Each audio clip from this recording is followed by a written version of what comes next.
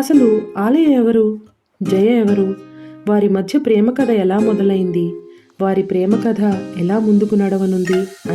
చిలకాకు పచ్చ రంగు పట్టుచీరలో పున్నమి వెలుగులా ఉన్న ఆలయ, ఆమె పక్కన స్టబ్బుల్ బియర్డ్తో నలుగురు గమనించేలా పొడుగ్గా ఉన్న జయ కలిసి హాల్లోకి ప్రవేశిస్తుంటే కొందరి చూపులు సహజంగానే వీళ్ల మీదే ఉన్నాయి.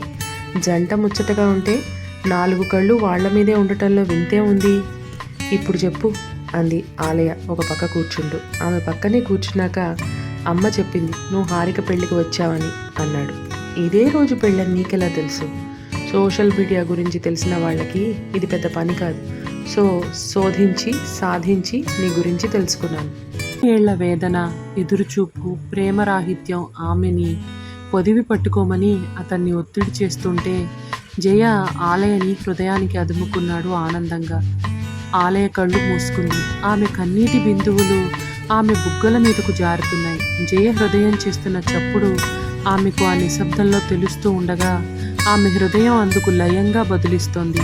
జయ ఆశ్చర్యం ఆనందంగా మారుతుండగా ఆమె అతనిని మరింత గట్టిగా హత్తుకుంది. అతన్ని ఎవరో తీసుకుని వెళ్ళిపోతారేమో అన్నట్టుగా.